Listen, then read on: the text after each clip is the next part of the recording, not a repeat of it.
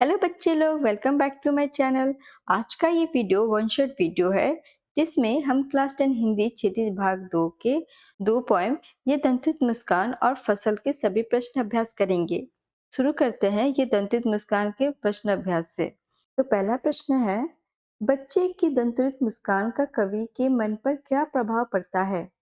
हमारा उत्तर हो जाएगा, बच्चे की दंतित मुस्कान को देखकर कवि का मन अत्यंत प्रसन्न हो उठता है।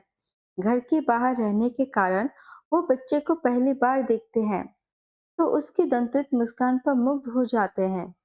इससे कवि के मन की सारी निराशा और उदासी दूर हो जाता है। अगला प्रश्न है, बच्चे की मुस्कान और एक बड़े व्यक्ति की मुस्कान में क्या अंतर है? और उत्तर हो जाएगा, बच्चे की मुस्कान और एक बड़े व्यक्ति की मुस्कान में बहुत अंतर होता है। बच्चे की मुस्कान अत्यंत सरल, निश्चल, भोली और स्वार्थ रहित होती है। इस मुस्कान में स्वाभाविकता होती है। इसके विपरीत एक बड़े व्यक्ति की मुस्कान में स्वार्थपरता तथा बनावटीपन होता है। वह तभी मुस्कुराता है जब उसका कोई स्वार्थ होता है। इसमें कृत्रिमता देखी जा सकती है, जबकि बच्चे की मुस्कान में सच्चाई और सरलता दिखाई देती है। अगला प्रश्न है हमारा 3 नंबर। कवि ने बच्चे के मुस्कान के सौंदर्य को किन किन बिंबों के माध्यम से व्यक्त किया है? हमारा उत्तर हो जाएगा, कवि ने बच्चे के मुस्कान के सौंदर्य को निम्नलिखित बिंबों के माध्यम से व्यक्त किया है। पहला, कमल के फूल से। दूसरा, पत्थर को भी पिघलाने की ताकत से। तीसरा, बांस से बबूल से शेफालिका के फूलों का झरना।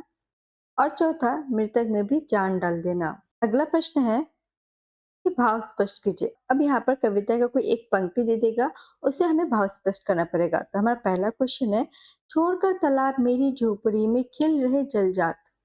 हमारा उत्तर हो जाएगा, छोड़ के तालाब मेरी झोपड़ी में खिल रहे जलजात का आशय यह है कि कवि को बच्चे का धूल धूसरित शरीर देखकर ऐसा लगता है जैसे कमल तालाब छोड़कर उसके झोपड़ी में खिल गए हो।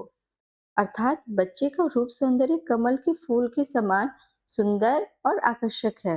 अगला प्रश्न है, छू गया तुमसे कि झरने लग पड़े शेफालिका के फूल, बास था कि बबूल। तो उत्तर हो जाएगा, कम उम्र के बच्चे जिनके दांत निकल रहे होते हैं उनकी मुस्कान अत्यंत मनोहर होती है। ऐसे बच्चों की निश्चल मुस्कान को देखकर या उनके स्पर्श से ऐसा प्रतीत होता है कि बांस या बबूल जैसे कठोर पेड़ों से भी शेफालिका के फूल झड़ने लगे हो। अर्थात कठोर हृदय वाला व्यक्ति भी पिघलकर कोमल और प्रसन्न हो जाता है। नेक्स्ट है रचना और अभिव्यक्ति। इसका पहला प्रश्न है, मुस्कान और क्रोध भिन्न भिन्न भाव है, इनकी उपस्थिति से बने वातावरण की भिन्नता का चित्रण कीजिए। तो हमारा उत्तर हो जाएगा, मुस्कान से वातावरण में खुशी, शांति और अपनापन फैलता है। जब कोई मुस्कुराता है तो आसपास के लोग भी प्रसन्न हो जाते हैं और माहौल हल्का व सुखद बन जाता है। इसके विपरीत क्रोध से वातावरण तनावपूर्ण और भयपूर्ण हो जाता है। लोग असहज महसूस करते हैं और दूरी बनाने लगते हैं। इस प्रकार मुस्कान सकारात्मक ऊर्जा लाती है, जबकि क्रोध नकारात्मक प्रभाव डालता है। अगला है हमारा 2 नंबर क्वेश्चन। दंत्रित मुस्कान से बच्चे की उम्र का अनुमान लगाइए और तर्क सहित उत्तर दीजिए।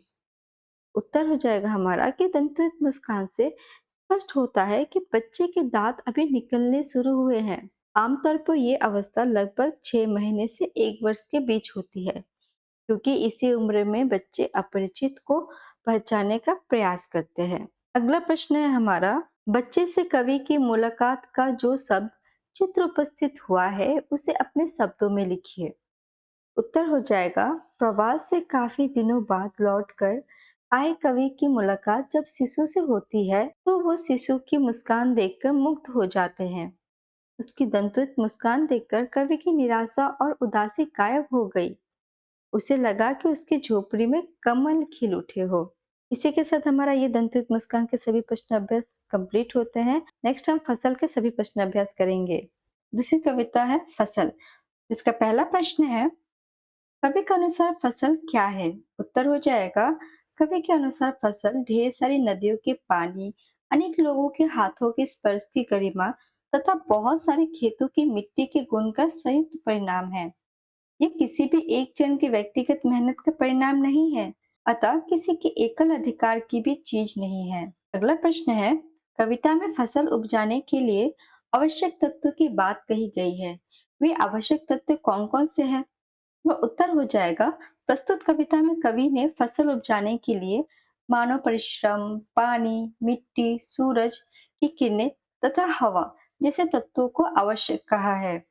हमारा अगला प्रश्न हो जाएगा कि फसल को हाथों के स्पर्श की गरिमा और महिमा कहकर कवि क्या व्यक्त करना चाहता है? उत्तर हो जाएगा कि फसल के लिए भले ही पानी, मिट्टी, सूरज की किरणों तथा हवा जैसे तत्वों की आवश्यकता है, परंतु किसानों के परिश्रम के बिना ये सभी साधन व्यर्थ है। यदि किसान अपने परिश्रम के द्वारा इसे भली प्रकार से नहीं सींचे, तब तक इन सब साधनों की सफलता नहीं होगी। अतः यह किसान के श्रम की गरिमा ही है, जिसके कारण फसलें इतनी अधिक बढ़ती चली जाती है।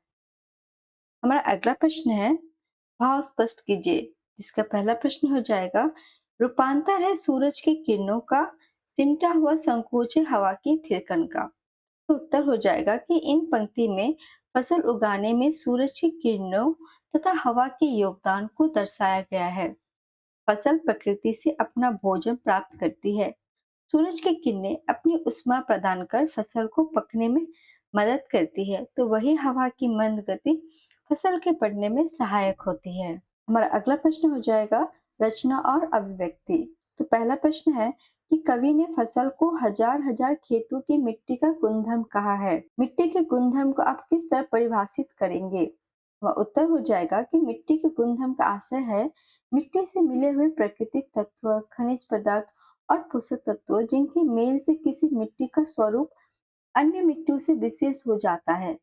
किसी भी फसल की उपज मिट्टी के उपजाऊ होने पर निर्भर करती है। हमारा अगला प्रश्न है कि वर्तमान जीवन शैली मिट्टी के गुणधर्म को किस किस तरह प्रभावित करती है? उत्तर हो जाएगा, वर्तमान जीवन शैली प्रदूषण उत्पन्न करती है। प्रदूषण मिट्टी के गुणधर्म को प्रभावित करता है। नए नए खादों के उपयोग से, प्लास्टिक की जमीन में रहने से प्रदूषण में मिट्टी की उर्वरता शक्ति धीरे धीरे नष्ट हो जा रही है और मिट्टी का मूल स्वभाव बदलकर विकृत हो जाता है।